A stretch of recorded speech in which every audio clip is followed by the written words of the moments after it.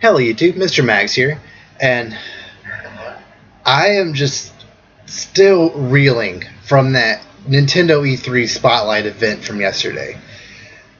Oh my gosh, like going into it, knowing it was only going to be 25 minutes, I had, moderate expectations. Basically, all I was expecting was for them to talk about the games that are going to be coming out later this year, like Fire Emblem Warriors, Xenoblade Mario, maybe like a third-party / indie sizzle reel, and then maybe like a tease for one thing, maybe two things in 2018.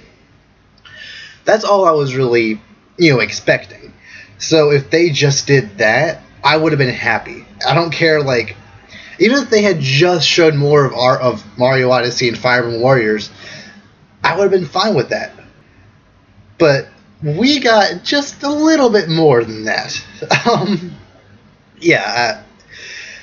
And I don't mean to sound like a fanboy here, but just over the weekend, I've been watching the other E3 presentations.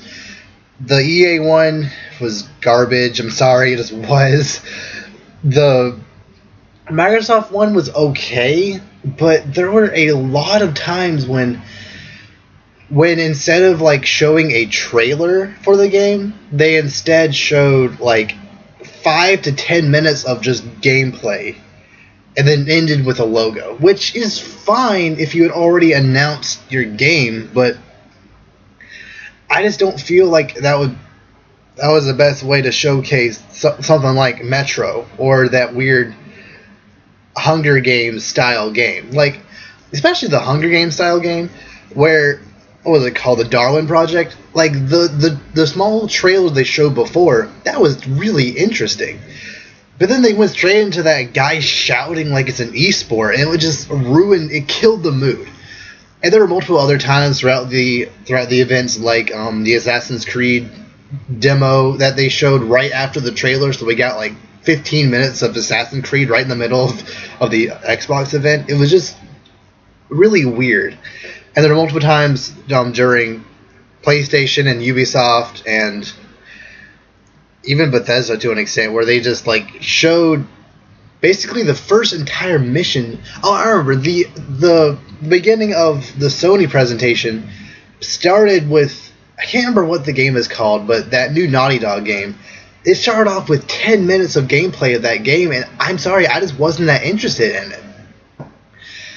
So after seeing those presentations, where it was a lot of just gameplay, which I know might sound a bit weird, but when there's a big presentation like that, when you're on the E3 stage, I feel like it would be more beneficial just to show trailers. Which, I'm not the biggest South Park fan, but I think my favorite trailer from any of the presentations was the South Park Fractured But Whole trailer. Because it actually was a trailer. It didn't just show gameplay and expect you to really get into it because of that. And that's one reason why I really, really appreciated what Nintendo did this year and what they've been doing the past few years. They show trailers for their games, showing highlights and a little bit of gameplay in there, stuff from the story, just new things that are in there. They don't just plop you into a world and then just have someone play around in a really scripted event and just expect the audience to point out what's new, which is not a very engaging experience, especially for a live event. So yeah, I really appreciate how they're actually showing trailers like that Mario Odyssey. I'll get into it later, but that Mario Odyssey trailer was amazing. And then immediately after the direct or the video presentation, they went into the Treehouse event where you actually got to see these games played. Where, let's just say you were watching the Microsoft presentation and you saw that Metro trailer or gameplay trailer, or you're watching the PlayStation one and you saw that Days Gone, that's what it's called, Days Gone, and you saw that gameplay thing and you weren't that interested in it. So you just kind of tune out and you just kind of stop watching. Whereas for Nintendo, you see these trailers, there were, I want to say there are like 8 to 10 games like shown in the spotlight. It might have been less than that. I'm not 100% sure. So, there's a pretty good amount of games shown in that spotlight in that 25 minutes. Say you weren't interested in like, say, Mario and Rabbids, which I wasn't too interested, but I still watched some of the treehouse of it anyway. Say you weren't interested in seeing gameplay of that game. You don't have to watch the treehouse play that game. You can just skip it. Same with Xenoblade or Mario. I mean, if you're not interested in Mario, what's wrong with you? but yes, if going off that, if you are interested in some of these games like Mario or Fire Emblem Warriors, you can then go straight to seeing people actually play these games. Playing the first level or two, and just get a feel if you actually want to play it. That's not your first interaction with this game, which I feel, especially after seeing all these other press conferences doing what they did, I really, really appreciate just how Nintendo, showed off their games. It just seemed like a much more effective format for an E3 style event. So let's get into the actual spotlight. So it started off with this sizzle reel type thing, showing all the competitive in multiplayer games that they're going to be coming out this year, like Splatoon, ARMS, Pokken Tournament Deluxe, and then randomly, just out of nowhere, they had like 10 seconds of Rocket League, just randomly in that sizzle reel, which is cool, but it was just interesting to see that it's almost like they forgot they didn't already announce it, or they thought the sizzle reel was going to go later in the presentation, because it was just kind of there, which is fine. I mean, it's what they're going for. Maybe that's how they wanted to announce it. I don't know, but regardless, they still showed it later in the presentation. But whatever. But still, it's cool that Rocket League is there, and premiering it along with stuff like Splatoon and ARMS, showing it as one of the big multiplayer experiences that people will be able to play, on the Nintendo Switch, is a pretty interesting way to present that game. I really like it. Now, will I be playing Rocket League? Probably not. It's a game that, like, I've seen gameplay of it. It's just not really a game that I personally really have the drive to play, but I really like that it's on the system. It's one of the biggest indie games, period, right now. And the fact that you can play with people on Xbox and PC is even better. And going off Rocket League, I feel like since Rocket League is has such a heavy emphasis on online, I'm pretty sure it's online only. I'm not 100% sure about that, but considering it does have such a big emphasis on online, all these other publishers who are saying that, we can't put our game on the Switch because our games are always online, so people can't really experience it. Just look at Rocket League. Assuming that is online only, which again I think it is, I could be wrong. If they felt it worth it to put Rocket League on the Switch, then you can put some of these other games on there. Just pointing that out there. So then the next game they showed off was Xenoblade Chronicles 2, which again I'm not the biggest fan of. I appreciate the Xenoblade franchise for existing. It looks really pretty. The combat looks interesting, but it's just not a game that I personally really interested in. So the trailer was fine. The voice acting was a bit weird for me. My brother pointed out that it just kind of seemed like the main characters, I think his name was Rex, I could be wrong about that. His voice just seemed a bit too low for what his character looked like, but whatever. The character designs in that game look amazing. So, yeah, like I said, I appreciate that game for existing, but it's just not a game that really appeals to me. A game that does appeal to me is that Kirby game. Oh my gosh. Like, I was fully expecting, a Kirby game to come at some point in the Switch's life. I didn't expect it to come now, especially since I think it was in the April Direct, Nintendo said that for Kirby's 25th anniversary, they would be having a Kirby 3DS multiplayer game come out this holiday. So, did they just decide kind of late into the development of the 3DS game to basically make it a Wii U or sorry, make a Switch game, or is that 3DS multiplayer Kirby game still coming? Because I don't really feel a need for another multiplayer Kirby game to be coming out pretty soon next to each other. But whatever, regardless whether that 3DS game is coming out or not, this Switch game looks amazing. Just, it started off, and I noticed instantly, even on the 480p display that was going at the time during the stream, that game just looked gorgeous. I mean, it might just be me coming from the 3DS playing Triple Deluxe and Planet Robobot, but this game looks gorgeous. Just the backgrounds, the textures, the enemies are even more adorable now. It's, oh my gosh. And it started off, he was just going around sucking up enemies. That showed one or two new power-ups. But then, and I was like, okay, it's a new Kirby game. I wasn't really expecting much from it. But then they showed him giving a little heart to an enemy, and I think it was one of the bomb enemies, or I'm blanking on the Sir Kibble. I think that's what it was. The cutter enemy. And then he started following you around like a friend, like in a Superstar Saga. Superstar Ultra? The one on the SNES, and then was later ported Superstar. And then Superstar Ultra you can then on the DS. So they brought that mechanic back, which I really, really liked from the Superstar games. And I was like, okay, that's great. It makes for very easy multiplayer, and also makes it just, a really interesting experience just playing single player. You basically have this little army of Kirby minions just following you around everywhere. That's really, really fun. It's a mechanic we haven't seen in a while. And I would have been just fine if that was the gimmick they were going for with this game. But then they did this thing that I've been wanting ever since I played Crystal Shards. And I played Crystal Shards a bit later. I played it when that 20th anniversary Kirby collection on the Wii came out. And I played Crystal Shards there. And I think I by accident found out that you can combine powers.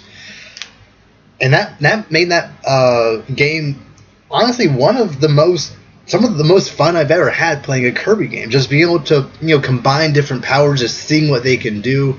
Even if they weren't that interesting, just the fact that you can do that was really cool. And it's something I've kind of wanted, but just a little more expanded ever since. And it looks like we're getting that here. You can make your sword on fire. You can make bombs, water, from or splash damage. Just combining these different weapons and powers, just oh my gosh, just that combined with the capturing of enemies, it just, I'm really, really looking forward to that game. This is basically the Kirby game I've wanted ever since I played Crystal Shards. Ever since I really played, ever since I finished Return to Dreamland, really. Because Return to Dreamland was really the first Kirby experience I really had. I had dabbled in Kirby games before then, but that was the first one I really got into. And ever since then, I feel like this is the game that, like, if I was trying to describe a Kirby game that I would want, I feel like this is it. And a beautiful HD multiplayer Kirby game where you can, have your enemies follow you around and fight for you, and then combine weapons with them. Like, I cannot wait for this game. And that's coming in 2018. So right now, probably like March or April, no earlier than February, but around there, first half for sure. So yeah, that coming out pretty soon is really, really good. And then I believe next they had their little announcement that a Pokemon game is going to be coming on the Switch. And I mean, we all saw that coming, of course. So many people were so salty that Ultra Sun and Ultra Moon were not coming to the Switch. And they thought that, the Switch is doomed for some reason just because it's not getting a Pokemon game this year. Well, here you go. The head of Pokemon just announced that Pokemon is getting a Switch game, probably coming out next year. So there you go. Of course, there was no trailer or even like a logo or anything, which is fine. It's a year out. I feel like that was just there. That was kind of put in last minute, just to appease the fans who were kind of miffed about last week's Direct. So that's fine. And then the big one. I personally wasn't super hyped. I mean, again, it's kind of like Xenoblade. I appreciate that it exists, and I definitely felt excited for people who were excited for this game. But when Metroid Prime 4 was announced, even though I personally wasn't like super excited, I could just feel that this was a big deal. Because we hadn't gotten a Metroid game for we got Metroid Other M, I think, 8 years ago? I think it was 2009, 2010, something like that. So, yeah, we hadn't gotten a mainline Metroid game in 8 years, and we hadn't gotten a Prime game in, I think, 10 or 11 years, which is crazy. So, yeah, just seeing that a new Metroid Prime game is happening is insane. Now, most people are upset at Nintendo fans for being excited that all they showed was a Metroid, Prime 4 is happening. Because Sony and Microsoft, or especially Sony, they do this all the time. They, like with Final Fantasy VII Remake, basically just like a logo and a small trailer just showing that this thing is in development. It's not going to come out for a few years, but it's in development. And that's kind of what they did with Metroid Prime 4. And even a lot of Nintendo fans are upset that that's all they showed. They wanted actual gameplay revealed that. But at the same time, I feel like, and I'll get into the other Metroid game that was announced during the Treehouse in just a second. I feel that if Metroid Prime 4 hadn't been announced in this spotlight, people would have been even more upset. They would have been like, oh, you're still ignoring Metroid, what are you doing? But now that Metroid Prime 4 was announced, they're upset that all they showed was an image. So make up your mind.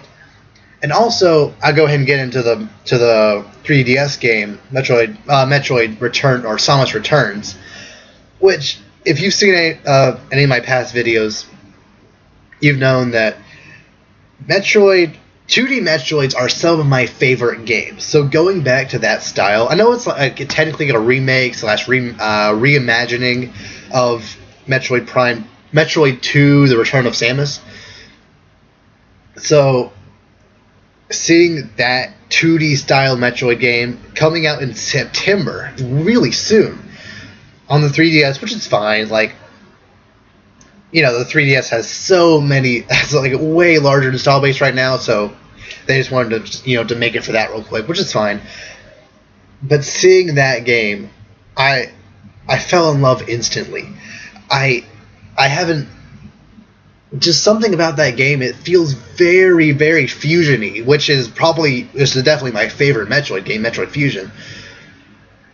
And just the fact that we got 2 Metroid games in the same, basically revealed in 1 hour, after 8+ years of basically nothing Metroid, Federation Force does not count, is amazing. And this adds even more credence to the idea that I feel like them showing that Metroid Prime 4 exists was the right call. Because if they had just announced that Metroid Samus Returns was coming out this year for the 3DS and no Metroid Prime 4 in sight, people would have been even more upset. I almost guarantee that. They would have been, Nintendo doesn't understand their fans. We don't want a 3DS game. We want this game on the Switch. So now you're getting both. You're getting a 2D Metroid for your 3DS and a mainline 3D first-person adventure game for your Switch in Metroid Prime 4. So yeah, everyone's happy. Something I don't understand is this bombshell they dropped with Metroid Prime 4. Not 2 seconds later, they jump straight into Yoshi on the Nintendo Switch. This game looks pretty.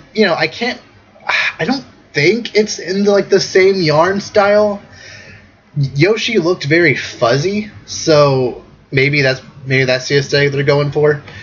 They did yarn, now they're going with like a paper slash like arts and crafts style adventure, which it's a pretty aesthetically pleasing looking game, especially with it running in Unreal Engine 4. It's just not a game that I'm personally really invested in. I'm happy that we're getting more platformer games for the Nintendo Switch, because this entire year is just kind of lacking them. I know that Rayman Legends is coming at some point, and Mario Odyssey is coming at the end of the year, but there isn't going to be a first-party platformer until Mario Odyssey, and there isn't going to be a first-party 2D platformer from Nintendo until Yoshi or Kirby comes out, probably early next year. So yeah, the fact that we're getting 2 platformers is fine with me. More games is not bad. But yeah, I can't really say much more about Yoshi. I'm just not really that interested in Yoshi as a whole. But again, I appreciate that this game is happening. Now, the only game that I was actually excited for, that I actually got kind of soured on this presentation, was Fire Emblem Warriors. I really liked Hyrule Warriors. That's really the only Dynasty Warriors-esque game that I've played, and I really liked it. And I wasn't even that big of a Zelda fan at the time of playing it. I knew who all these characters were, and I liked playing as them all. But I really liked playing that game just for the gameplay itself. And even when I was playing that game, I just kind of had a feeling that Fire Emblem Warriors was going to be next. It just makes a lot more sense. Dynasty Warriors, people have, melee weapons. They have swords and axes and stuff like that. So it just makes sense that Fire Emblem Warriors would be next.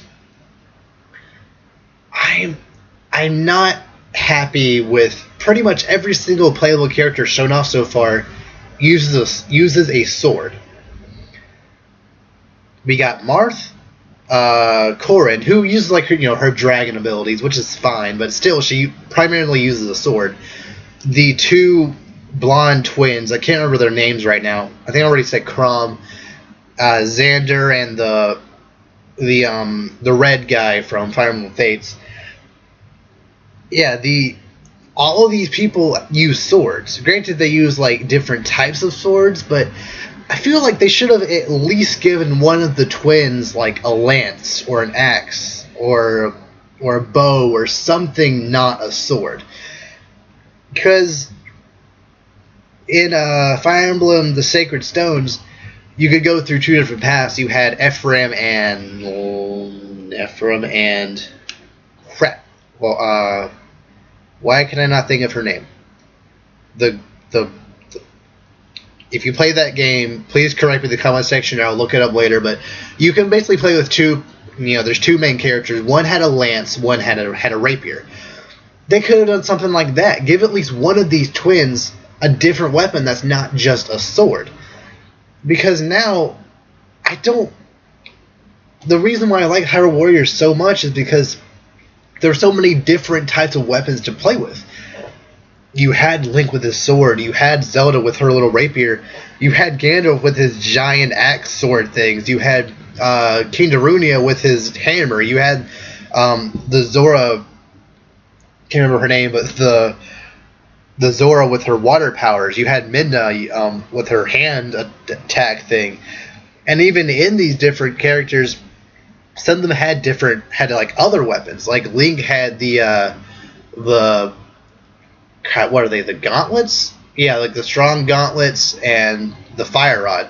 So just you had this vast array of different types of weapons you can use. I just feel like going to only swords from what they've shown is a bit of a step back for me, personally. And then last, but certainly not least, Super Mario Odyssey. Now, oh my gosh, this game. I don't even know where to start. This game, there are very few games that aren't Pokemon or Smash Bros. Games that I see and immediately think, I want that. I mean, that happened with the return of that 2D Metroid game, and that happened with Kirby. That's never really happened with a Mario game before. I've played Mario Galaxy, but I didn't just see that game revealed and be like, I want that. I didn't see 3D World and think, I want that. I eventually bought it, but I bought it like a few months later just because it was there, and I wanted to play a game with multiplayer with my brother. So I just kind of got it. But I didn't see 3D World and be like, I want that game. Super Mario Odyssey, as soon as it was revealed on January 12th, I just knew I needed this game. I can't explain it, but oh my gosh, it looks so good even then. And now seeing this Nintendo Spotlight trailer,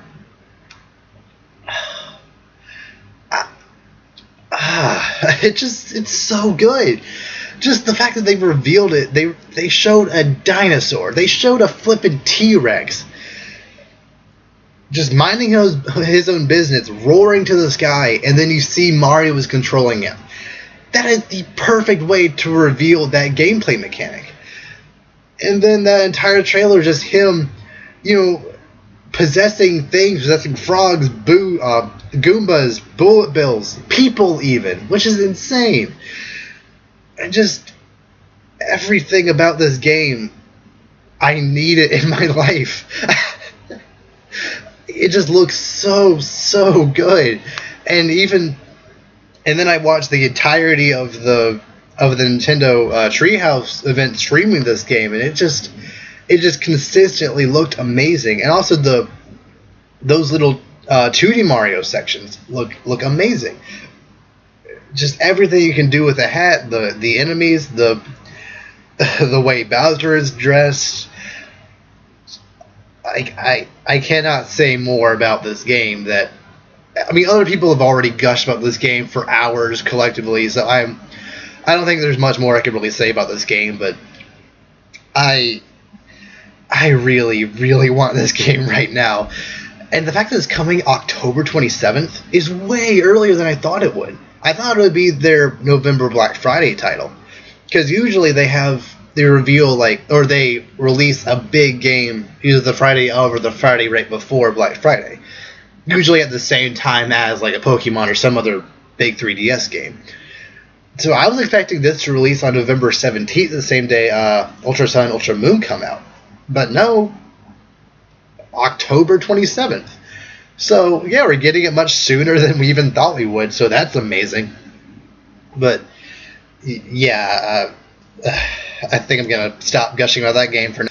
So overall, I think I would rate going from like F to A, or A+, I would rate this Spotlight B+, A-.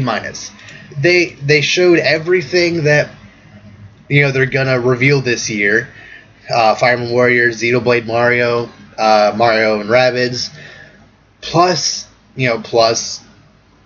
quite a few stuff that's coming next year and beyond. So yeah, the only thing that I really could think that could have brought it up to an A or A+ was if they actually showed a small teaser trailer for Metroid Prime 4, or like a logo for Pokemon, or even or if they had Smash Bros. Or something like that there. And I feel like if they had shown more variety in Fire Emblem Warriors, I might have given it an A, or a solid A-. But just the fact that what we did get was at least a B+, A- that's good with me. They definitely won E3 in my eyes. Everything is coming this year or very soon after.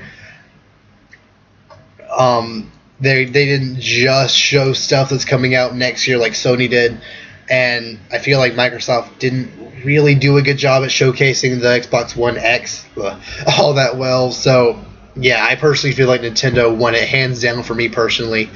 So yeah, in the comment section down below, what did you think of this Nintendo Spotlight event? What is your grade for it? Do you think that Nintendo won? What do you think Nintendo should have done differently? So yeah, I like our discussion going down below about all of that, and there's still plenty more E3 stuff to go. If there's still time for them to announce even more stuff if they wanted to. So yeah, until next time, see ya.